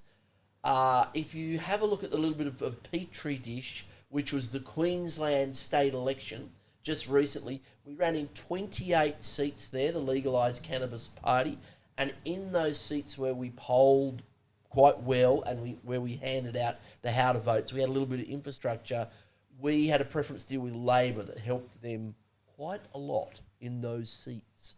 And so you may see something very similar to that in this federal election. Us being useful on the sort of progressive side or, that side of politics. That's what I want us to And do. also in the by-election in Victoria. By-election in Victoria, exactly. And what was that? Like, you ran it the first time, and what did you get? Like 7 or 8 points or something? 7 or 8%. And that was like 12 candidates, the socialists. Isn't that ran. incredible? Just Yeah. running it the first time, and it was just some guy doing one of those, like, car wash billboard things, just doing a dance and doing that. That Yeah. was basically their advertising. That's and they what got 7 or 8 points. This time around, we've raised a lot more money. So we've got a decent budget. We know how to advertise. We focus on FM radio, like Triple M, tradies. We know who our voters are, younger people, regional. Like our best seats are working class.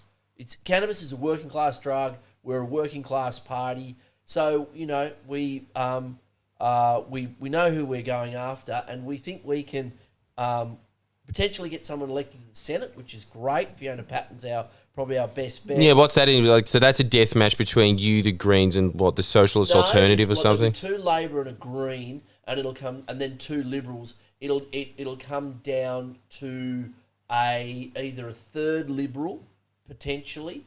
I think it's unlikely, but it's just a bit of chook lotto. It could be, last time it went to punt, Ralph Babbitt.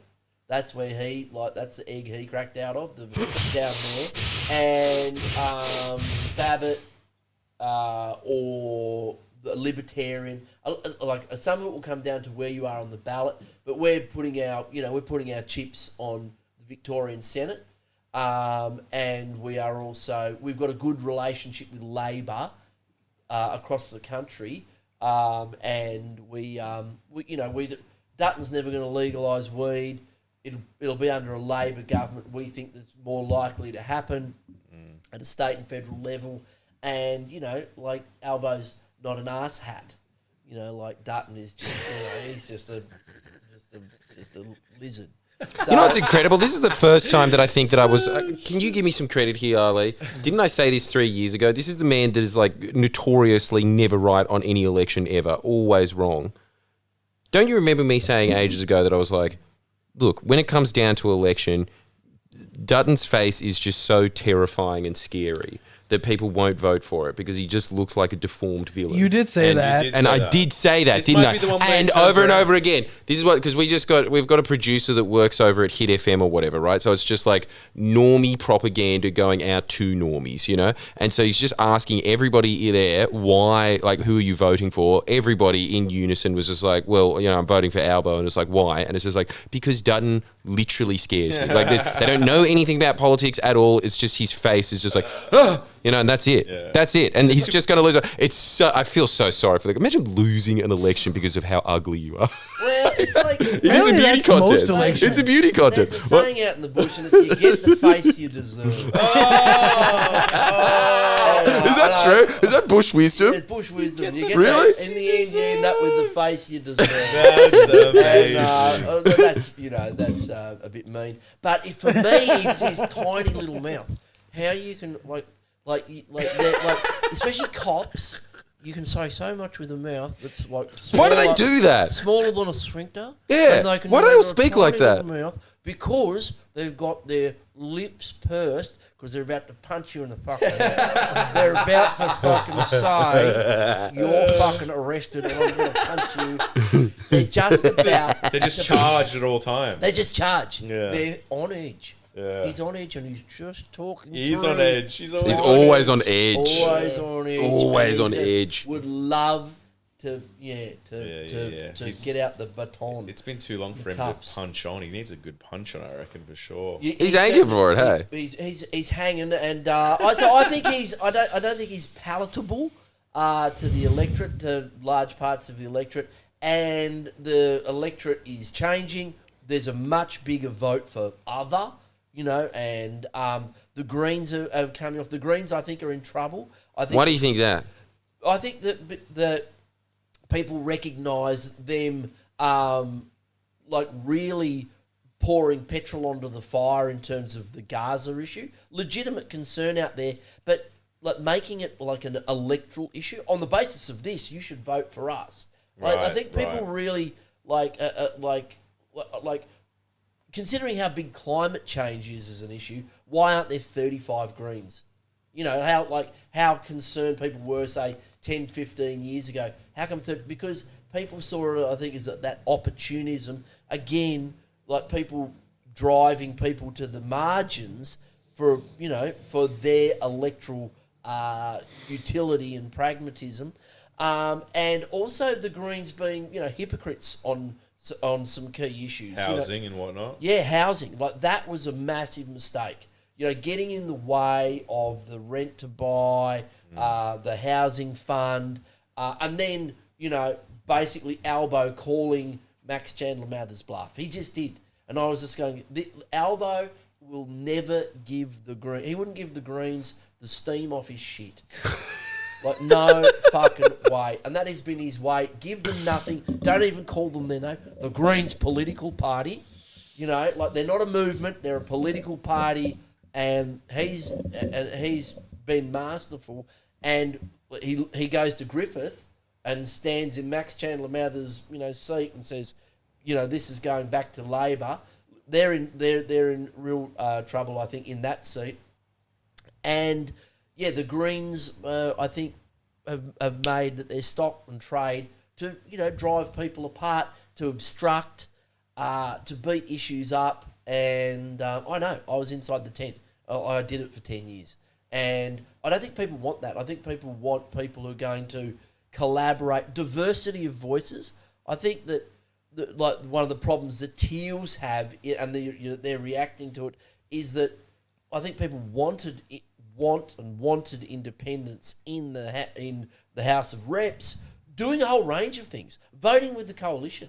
You know, being honest about things and saying, you know, tax cuts for the rich, no way. You know, like corporate tax cuts, not for me. You know, like and like some people in those electorates would like that.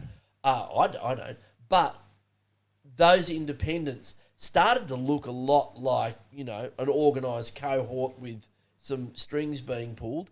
And you've seen some pushback of that. Zali Steggall saying, I'm not taking the money anymore. Pocock, not taking the money. But still, there's a big push for independence. And I think that they'll hold their seats, do well. You don't think they're going to lose some to the Libs? Maybe a couple here and there. But I think it'll be weighed out with others coming in. I think you call it the sophomore bounce too. You know, it takes people about usually like at least 3 elections to get pissed off about someone. Like, it takes them like that long to remember who their name is. Yeah. They go, yeah. that person. Did I vote for yeah, that fuck person them. Yeah. I think I voted that person last time. I saw them in the paper twice.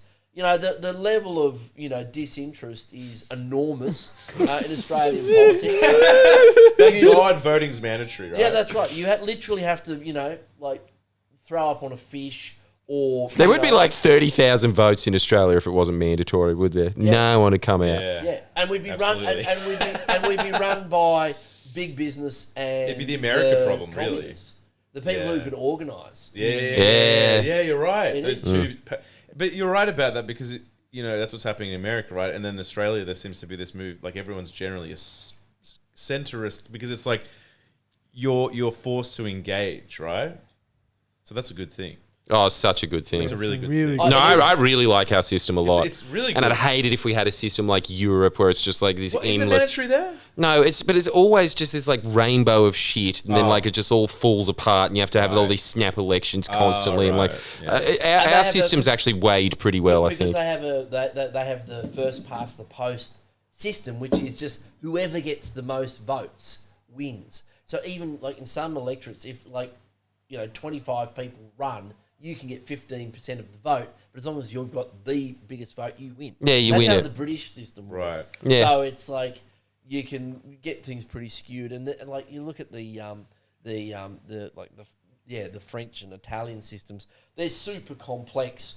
You know, with their mix of different voting and the rest. Australia's a great system. We've got a really fantastic democracy.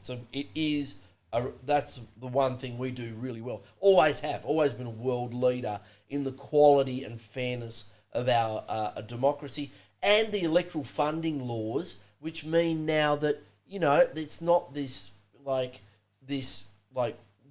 certainly the new tranche that have come in, but even the ones we've got, I think will make sure that there's a diversity of voices. You can't just flood, a certain electorate with billions of dollars or millions and millions of dollars and win it going into the future. And the proof of that, and you get rid of the corruption. The proof of that, because the federal system that's coming in, that Farrell's just brought in, is pretty much the New South Wales system. And New South Wales was just cooked. Cesspit. It was just an absolute toilet of corruption, nepotism, like backhanders, brown paper bags, money, and people just doing whatever they had to, mate, to get the coin to win the election. And if I get more coin, I spend more money, I win. Election caps, disclosures, these things are really good. And public funding. Like, if there's one thing you want to pay for, is to make sure that your politician who designs your healthcare system is not a corrupt, crazy fuckwit. Well said. Wow. That's epic. I'll tell you this as well. You know what? This is a little stat that I just read recently. I can't believe this. Do you know that the Greens funding, almost 50% of it is dark money? They don't know where the fuck it's coming from. Isn't that incredible? I think they're constantly Hillary going on Clinton. about... Probably, yeah. This new world order that I hear so much about. There's some pretty Kamala strong... Harris. Have you thought of that? Have you had... Take that into No, bloody you're avoiding Parliament. the issue. First thing you better say that when you go into Parliament. Oh, well. Yeah, no. Yeah, no. But say this so it's on the handset. Please don't. Kamala Please don't. Harris, or Please should don't. I say, Commie Harris? Please don't. You're joking. I'm happy to do that. There You is got a my bit- vote. there You've is got a bit my of vote. There was a little bit of Russian money washing around the Greens back in the day. No. Are you serious? Yeah. Well, because of their my- disrupting policies. Well, because they were card-carrying members of the Communist Party. Whoa. Yeah, have a look. That's Have crazy. a look. That's Oh, crazy. that's incredible. The What an comrades. exclusive. I think Survey magazine, which used to be put out by, I can't remember what the version of the Communist was like a paper magazine. This is in the 90s, and it was one of this outpost of communism where they were still going Ukrainian wheat production this quarter has smashed the capitalist system, of the Midwest, showing, that our system is far superior and where production is through the roof, and, we're just this propaganda Pravda machine. Well, they had versions of it here in New South Wales. There was a bit of entryism there in that movement. And it's still washing around. I think that's one of the issues that the Greens had, was that this heartless march to the hard left. And a lot of people were like, you know what? Small business works, entrepreneurship, bit of freedom. We don't, need, stat weed or whatever. Even the Greens' answer to cannabis was state-owned cannabis. It was like, we will grow all the weed and then hand it out to dispensaries. Yes. Yeah. It's like, oh. The Russian bread lines of weed. and you just get were like, no one bad type, for you. and Yeah. It's just like this crusty, stringy, harsh gear that you can't get whacked on. Dude, that's a great approach. A mix of state and private entrepreneur. It's a nice, like you said, 1,000 flowers bloom. That's the right, yeah. That's our attitude, and so yeah, I do think it's going to be an interesting election. I'm always an optimist. I don't know why. I'm just it's a mistake, I think. Well, if you're considering going the to say world. elbow wins, that's pessimism, my friend. Yeah. For the country. For the country. Yeah. The country's going to dogs. Well, No, I'm kidding. mate. Obviously. Isn't it incredible? That seems to be the only Liberal Party talking point that that? you see over and over again. You see bots saying constantly power prices are up. You see Right, that all the time. right. But genuine Liberal Party people commenting on the wild, it's always just, country's going to the dogs. And Now, there's you know what the how? new thing Just is? just going to the dogs. Yeah, but then it's also What? inflation. It's that's a global trend. It's shut up. Yeah. Well, Albo didn't do anything about this global Yeah, you trend. didn't do anything about it. Last couple of days, no matter what you ask them, they keep going back to small businesses and how labor is horrible for them. I think. Oh, their yeah, that's focus- the new bot their talking focus point. group Yeah, has told them, 20,000 small businesses. Shut. Right, Because right, you ask right. them whatever, and they'll come back to small business. Small- yeah. Yeah, but those small businesses export, selling into their local community, and they're going, China is just going to dump their shit on it. China, Korea, Japan, they're going, who wants some cheap shit?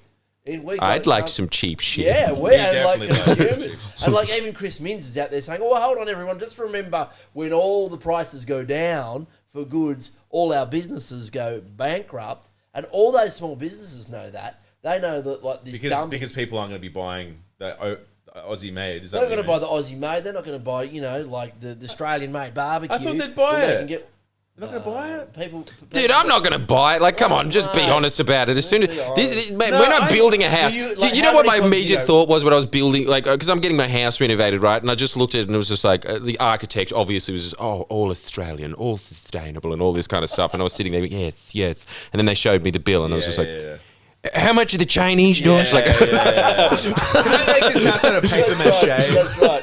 When I get it done, like, No, you're right. You're right. 3D printed, Yeah. Timu house. Timo. Actually, there is a bit of that. I think probably people tend to romanticize that, where it's like, I'll support Aussie, but then the bill comes, it's like, that's a lot of dollary dues. Like, there's only one horse in the race, brother, and that's self-interest. Yeah. People with a cost of living crisis, what are they going to do? Yeah, true. I'm going to pay 20% extra. Yeah, true. Because someone I don't know, Yeah. like, in Queensland, this will get keep them in a job. And let's not forget, it's also markedly shitter than the Korean one as well. And No, so we're obviously come paying more on. for that. What is the Queensland man making anyway? Huh? What is the Queensland man? What is the competition between China and Australia? What goods are we competing on? Queenslander stickers.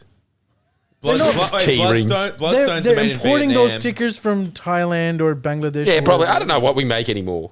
Sugar cane. it's- That's it. I think we do Boots. steel, like we do some steel and glass and. Yeah, but we don't do anything some- like socks or No. TVs. Or, No, no, it's textile- nothing like Well, that. when they took the tariffs off in the 80s, the textile industry, that was the one that just like went Yeah. overnight. Oh yeah. It would, but I'm like, not buying even Australian now, socks. like a lot of those lower end textiles. Like, do we really want Australians to be making like, towels and stuff? No, Christ, no, Like, no. I want a global economy. Is aeroplane jelly made here? Still? Yeah. I don't know. That could be something, miss. I think it you is might made be onto here. I think it's something. made here. I honestly don't think it is. I bet you any money. Yeah, there you go. There you go. They've even got that. Because we tried to think of like, we were just like, I don't know, just as a I don't know, to get on the small patriotism blip of Trump organising the tariffs. We were saying, as almost a joke. Make sure that you buy not Coke, buy Kirk's or whatever. yeah. And we find out that fucking Kirk's is owned by Made Coke. overseas. Everything is. There's nothing. But it's just the agreement that the global order made, right, a long time ago. Yeah. But whatever we are making here, it's like more fucked. Like because of dumping. Because these like massive like China, Japan, Korea, Vietnam, Thailand are all going to turn around and go, okay, like we've got, they're really going to look at Europe. They're already doing a trade deal. They're already pulling Trump's pants down on that, going, hey, all right, rest of the world, let's organise. America, like, it's a big economy now, but if it collapses in on itself, then, so what? But a lot of those small businesses are looking at their bottom line. A lot of small business owners, like, maybe older with some super, don't forget that. I've already done it. I've checked my super. It's down. Yeah. It's down 7%. Jesus. Breaking the news, it's down, So guys. it's down. And I'm like, Price. and like that's washing through. Yeah. Like that's hip pocket stuff. All those pensioners, they survive off the interest of that. That's just, now they can't afford that, Trump's definitely helped. I would say help Labor in this. Oh, yeah. Like Globally, right? Globally, he's What got them happened- all what happened- re-elected. what happened in- Canada, didn't it's going to Canada- happen for sure. Didn't Canada They're just getting get in. Didn't the No one's Well, had they've just called a elections snap yet. election. sorry, I think they're going to an election before. Now that's a fucking snap election. I think they're going to the polls before us. yeah. right. There you go. But Well, imagine, why didn't they call the election? They should have called it some time ago. What? Who? The Canadians. They did. When's the election? When did they call it? I think it's like late April. They should have just. Anyways, when Justin Trudeau left, they should have called it then. I think that it's been going up since then. I think think they're a like lot at of a people comfortable too- majority I now. think a lot of people too, when Trump said, I'm going to take over Canada in Australia, like, That's crazy, isn't it? that It's is just crazy. Insane. That is just insane. I mean, It's like they're not, ally. well, it's like, how insane is it? Like, like they're sort of such heavily integrated economies, and True, like yeah. from outer space, it's the same place. But Yeah, no, you don't even have to go to outer space. I think it's the same fucking place. yeah, It's but- just but- a slightly yeah, but different Canadian pronunciation of hate- words. I know. Yeah, but to Canadians take- hate hearing that. Yeah, one but to place take the has a autonomy- healthcare system and no guns. Yeah, to take the. It's like autonomy. Well, you know what? Like, it seems like Canada's identity is mostly built off the fact that we're not America. Yeah. So I suppose that would really well, annoy that's them. most But countries. French are based off the fact that they're not Germans. Yeah. Yeah? Okay. Yeah, that's how all of these ethnicities is. Yeah. It's like hating on some other. We're not New work for Zealanders. Pakistan. But if you're sitting, India, if you're Pakistan. sitting in your, Kenworth, going down the highway, listening to Slim Dusty and Kevin Bloody Wilson, and then you hear that Trump, and you know your grandfather fought at Tobruk and all of that. You're a bit of a nationalist. You're a bit of a patriot, a bit right leaning, and you hear that Trump has decided to take over Canada. Yeah. But that's Totally. that's like Anschluss. That's like a declaration of war. You know, it's like, you know, like Germany's, oh, we're just taking Austria back. And that went well. You know, that didn't have sort of repercussions. But it's only bad when it's Taiwan. The point I'm making, Ali, is like imagine he did that to Australia. Just went, you know what? You know, I doubt he said it like that. You know what, mate? He would go, Donald might look at Australia and go, look, let's just turn it into a marine base, you know. Yeah. Oh, we're taking Australia and New Zealand. And they could, in like the time it takes to sail the aircraft carriers here. You know? If anyone can, they can. It's theirs. Like, It would be theirs. I'm not fighting that. No. Just let them take it. We aren't.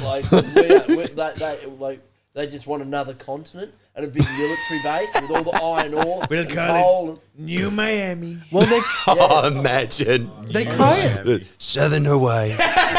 they already have. Jordan, they already have. Did you forget who owns Kirk's? Yeah, Who? exactly. They already have. They There don't we go. need to Yeah, do it already The is theirs Yanks. anyway, yeah. Huh? The The Americans, Yanks they own own, Kirk's? they own everything in We Australia. went through this. What about, including mining. I think they yes. own Vegemite because Kraft is Vegemite. Yeah, that was a real sacrilegious moment. So, Oh, Bega Oh, brought hell it back. yeah. Nice. Well, Yes, Vegemite? one for the boys. There you okay, go. well, that's why. Bega is my new Bega favorite cheese. company now. That's Well, Bega cheese will just take on the Trumpy doodles.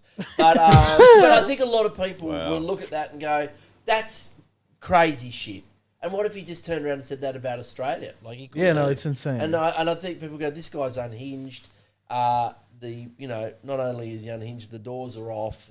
The plane is screaming down at a rate of knots, and they realise that it's got real world impacts for them today. And Dutton, you just look at the tone of even the Telegraph and the rest. They're all, saying, well, it's going really bad, and Dutton, he's still a chance. He keep going, son.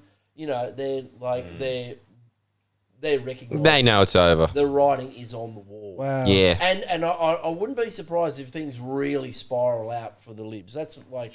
Well, you know what else? Like this, very much the normie opinion seems to be, and I'm very happy about this. This is the first time that I've been happy about an electorate where you just listen to mainstream opinion, and it seems to be, one, Dutton's scary. Two, and I was amazed by this, they said, it's just Albo hasn't done anything to deserve being unelected. Which is a strange thing to think about over the last 10 years of the Liberal Party, where there was so many reasons to boot him, and still hanging on. And then the last one that I was amazed by as well is the fact that they all seem to recognise that in a global cost of living crisis, Anthony Albanese can only do so much. And I honestly thought that they would be like the American public and say, no, that's entirely the sun god's fault. And you can't ram globalisation down people's throats for 50 years and then go, this guy's responsible for, this global trade, inflation. Yeah, Kia car prices. The war in Ukraine and the like. And so, I think that's people are aware of that. And there's never been, I don't think, a first-term Prime Minister not elected in 100 years. Yeah, it's been a long time. Someone else was told. Wait, what was that? First term? Prime Minister. I think is Lyons the only one? No, there must have been some early guys in like the 1901. Right. But they always say that he was the last one. Yeah, he was the last one, yeah.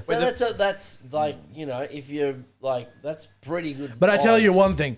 If Trump hadn't done all this tariff stuff, and if Peter Dutton was running for elections during that term, MAGA mania, he would have won. And Alba would have been out. Yeah. God, it's so pathetic now that like YouTube has just made us all think that we live in America. So Anthony Albanese's opponent is Trump. It's not Peter Dutton. That's basically... We were when in the Queensland election, no shit. One of a phenomenon we had was people turning up wanting to vote for Trump. Yeah. We heard it like that. Jesus, I'm not you making heard that up. it. People going, how do I vote for Donald Trump? And they're like, going, what? Well, I the guess wrong like day. you can get a I'm green in the card. That is so funny. Dude, Just go back in time, all of them. be born in America, and Jesus. or Queensland, you said though? Yeah, Queensland. Channel I mean, 7. it'd be prevalent up there, but it wouldn't be the only state. No, dude, I'm telling No. you, Channel 7 went to Liverpool, my area. Yeah. And they went to Liverpool and they kept asking people, that just didn't Who have you anything gonna to do vote? during daytime. Yeah. Who would you want to vote for? Who are you going to vote for? About 70% of them said either I want to vote for Donald Trump or I want to vote for someone like Donald Trump. Yeah. Right. Look, it's honestly not This bad election? for. Is this for this election? This election. Yeah, of course. It's obviously not bad for the Labor Party if that is the case because, well, globally, Democrat presidents are always way more favourable and popular to the global community as opposed to the United States. And Republicans are always loathed everywhere. Right. So that's great news if they're running against George Bush Jr., It'd be great. One of the other things I think is important too is the team. And Albo's got a pretty good team. Like, I don't want to be on the Albo tip too much, but like you look at Chalmers, Miles, it does look like a pretty grown up, like their cabinet. I was just thinking about that the other day. There's like 5 or 6 people on the front bench you could just replace. If Albo died tomorrow, to be like, well, he could just be a prime minister. Yeah. That's right. And Liberals have no one. Yeah.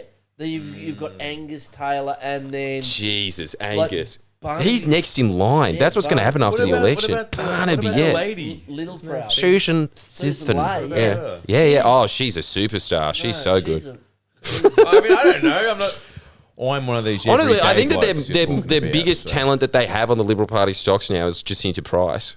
She could articulate the no vote case well. Oh, She pretty much Jacinta single-handedly Price. won the no vote. She would be their best bet after Dutton. Damn. But she's too junior. She'd be way too fresh for it. And then, it feels a lot like the Libs in Victoria, where it's just this sea of psychos and idiots that are just next in line. Like, there's just no one there. There's no talent. Dan Tehan, like he's in trouble in Wannon. He's up against an independent, and they did a profile piece, and he was like a leadership potential. And I'm going, oh my god, Dan Tehan. He was like the Tin Man. He was just like this jingoistic. How you going? How you going? Like like all sort of sheep farmery. Oh yeah, not too bad. How you doing about that? Yeah, it was just like Dad and Dave, like country liberal. And I was going, he is their leadership. Yeah, like they really did. They a lot of the good people that the Liberals could have got in have disappeared into the teal movement, the moderates, I think that they don't have a great team that you can look at, and Labor's got those people out on the ground. They're all over the country. Penny Wong, and Chalmers and Richard Miles and these front benches that are out there, Bowen, Burke. They've been there for a long time. They've got their hands on the levers, and I think a lot of people going, do not hand the captaincy over to, the potato from, North Queensland. Queensland. Yeah. Strathpine area. Yeah. Well, we're running a little bit over time because you've got another recording to do after this. Yeah. Any other Remember questions? Is the there debate? anything else you wanna Now, say? is there any other questions that we have for it? Look, I wish you all the best in the next election. I really like the idea of the Legalise Cannabis, dare I say, movement moving into the Senate. I think that actually would be it's like, Jesus, just like the medicine. It would chill everything out up there. I just think that there is just a lot of psychos and scoundrels and opportunists. As Paul Keating said, just the unrepresentative swill of Australia is in the Senate. And I always like the idea of someone in there that's just a little level-headed and chilled out, as opposed to just your Lydia Thorpes and Pauline Hansons throwing feces at each other all day. That is a key. And That is one of our key messages in this election. Is that, look, we are a legitimate movement. We are like there's a social justice element to us. Those people that have been really fucked up by Canada. Like, people have gone to jail for tens of years for growing, a couple of pounds over the history of Australia. People have ended up in Grafton jail doing 15 years because they grew 300 plants. back in the 70s and 80s, and there's a long. Well, you can't really classify that as personal use, can you? No, well, some people. That's where you're wrong, my friend. Just watch me. I did try and denude Tasmania of cannabis in the 1990s. Like, I went pretty close too. There was a drought at one point. You couldn't get any. And people were pointing the finger at me. But there is a real movement. And what you point out is that we say, like, a lot of people in the movement say, it isn't really recreational cannabis. Recreational cannabis makes cannabis, consumption sound like volleyball. It's not. It's like something you do as a relaxation. You do it to relax. It's a crossover as a medicine and a relaxation. That's the physiological thing it does to you, and that's what we want to do in politics. Go into politics and say, you don't have to be like just screaming at each other all the time. You can have a mature debate, compromise, get a bit of shit done, pragmatic. And the Greens are really noticing it with us in our parliament. So we say, look, can we just have like 3/4 of what we want? That, and the mostly Labor has said, look, we'll give you half. We go, done. We'll take it. The deal. Done. And don't you think that's what most Australians want? Like, that's what they think the Greens are there for, but they just aren't. And they aren't. And people want that relaxed approach to the body politics. Is like some people in there who are more thoughtful, taking their time, a long time, mulling things over, and coming up with and putting back into our politics peace. You don't have to scream at everyone and tell everyone that they're wrong and a fuckwit all the time. You can just say you're wrong, I disagree with you, respectfully. People know it's a charade, and that, after question time, everyone, sends their kids to the same school, play golf together and holiday together. Liberal and Labor, they all do. It's a club. And that's actually how Liberal and Labor work a lot of the time. They get together and say, look, we're running the country. Let's not fuck this up. Okay, what do we need to do? And that's why so much of the legislation goes through, unanimously in all houses of parliament. And that's a good thing. There's a consensus built over time. And yeah, again, like, not to talk too much about America, but don't you think that is the main reason that this is Asia's century? Is purely just because the Republicans decided we're going to be the Greens party. We're going to obstruct literally everything that we fucking can. Everything is just going to be dragged out, turned into this big culture war. There's a saying that comes from that, and that is the worse the better.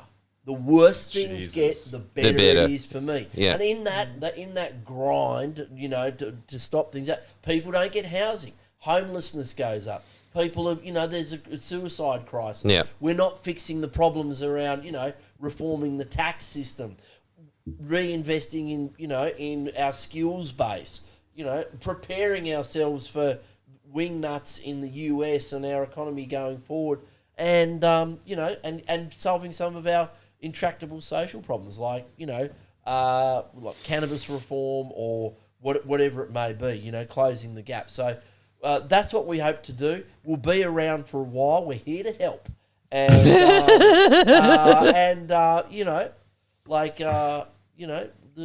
we will abide, as the dude said. Hell yeah. Amazing closing. Look at this. He's finally... Misov's found his home. Well, he's found his home. I'm coming back. I voted when I was 18. That's what I'm saying. I'm Yeah. back. It's the old... what's Rumi poet thing of just being like, to come back to the place you began and know it for the first time. Yeah, that's exactly what's happening. It's like, I knew I was right. I bloody knew it. Well, while I'm doing a plug, just beautifully, we're going to be on the ballot in the Senate as a leaf. It's just the leaf. Yeah. So it's the leaf. You look for the leaf. Yeah. We're there. We're running in. Learning a thing or two from Pakistani politics. You already had me at your leaf. I think as soon as you said leaf, I was like, okay. Pakistan's decriminalised, legalised medicinal cannabis. So is Morocco. Wow. So and that's the other thing we didn't touch on. Muslim, whether or not cannabis is haram depends on interpretation. Interpretation, but mostly not. There's a fair bit of hash washing around in some of these. I recently found Kush out is a Pakistani works. Yeah, that's right. And like, in fact, even in Morocco, the most strongest weed, they call it the Pakistani, because I think the strain went there at some point. But this is a crazy thing I found out. In Afghanistan, because their economy is pretty trash, and like, they don't have a lot of formal sectors, like hash over there is free because it's exported so often that it holds no value to that society, where like if you want hash, someone will just give it to you for free. Wow. In the 80s, Pakistani army issue hash was global. Like it was like handled in the army. It was just like, like it was part of the ration. Came in a red cellophane package. Not that I ever saw one. It's a very serious crime. And it had the crescent moon and the star on it as well. Yeah, but Morocco's legalised it, an instantly billion-dollar industry out of the woodwork in the Atlas Mountains, the KIF, and big industry. That's another thing too, in terms of the scale of the economy that cannabis can take up. Like Asians, Chinese, Thais, Vietnamese love their weed. In Sydney here, like they love it, and the Muslim community as well. The Lebanese Christian community, they love weed. Love it, Yeah. and globally, it's going to flip and be a big thing. So, yeah, The future. really appreciate you guys, the work you do, and the opportunity to come and Thank you so yak much for away. coming to the Thank you pod. for coming. Alex. Really Yeah. appreciate it. We finally have a guest. Yeah, thanks so much for coming. That was awesome. Thanks everyone for joining us. I hope you enjoyed the conversation. Make sure you vote if your conscience agrees with the Cannabis Party. Otherwise, whatever party you feel like. And we'll see you next week. Bye-bye.